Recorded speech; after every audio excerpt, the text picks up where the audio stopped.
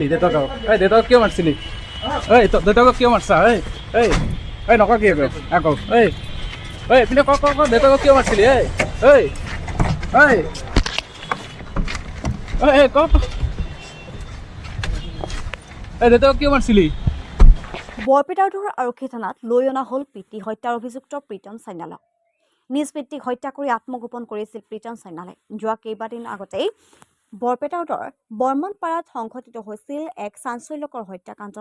পুতুল সান্যাল নামৰ এগৰাকী ৭০ বছৰ বৃদ্ধ পুত্ৰ প্ৰীতম সান্যালে হত্যা কৰি বিচনাত শুৱাই থৈ ঘৰৰ বাহিৰত তলা মাৰি পলাই পতং দিছিল।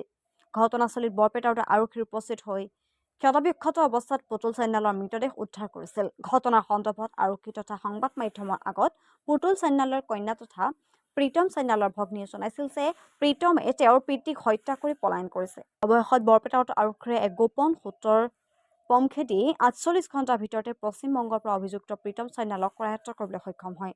সম্প্ৰতি বৰপেটাৰ আৰক্ষীয়ে ধৃত হত্যাকাৰী প্ৰীতম সান্যালক ঘটনাৰ সম্পৰ্কে মাৰাথান জেৰা অব্যাহত ৰাখিছে। উৰুকাৰ আগৰ দিনা যে বৰপেটা ৰোডৰ বৰ্মনপাৰা অঞ্চলত এই চাঞ্চল্যকৰ ঘটনা আমি জানিবলৈ পাইছোঁ যে এজন যুৱকে যে নিজৰ পিতৃক নিশংসভাৱে হত্যা কৰে আৰু আমাৰ বৰপেটাৰ আৰক্ষীয়ে মানে বহিৰাজ্য সুদূৰ পশ্চিমবংগৰ পৰা এই অপৰাধীক মানে কৰায়ত্ব কৰিবলৈ সক্ষম হৈছে। এইকাৰণে খুব কম সময়ৰ ভিতৰত এইজন মানে দুৰ্দৰ্শ অপৰাধীক মানে নিজৰ পিতৃক হত্যাকাৰী যে আমাৰ আৰক্ষীয়ে যে ধৰিবলৈ সক্ষম হৈছে, এইকাৰণে আমি আৰক্ষী প্ৰশাসনক ধন্যবাদ জনাইছোঁ।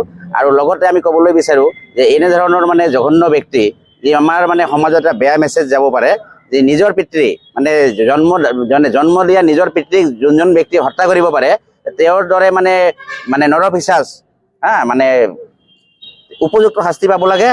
আৰু মানে যিহেতু প্ৰশাসনে এইটো বিচাৰ প্ৰক্ৰিয়া চলি থাকিব, আমি আশা ৰাখিম যে এই অপৰাধীয়ে উচিত শাস্তি পাব।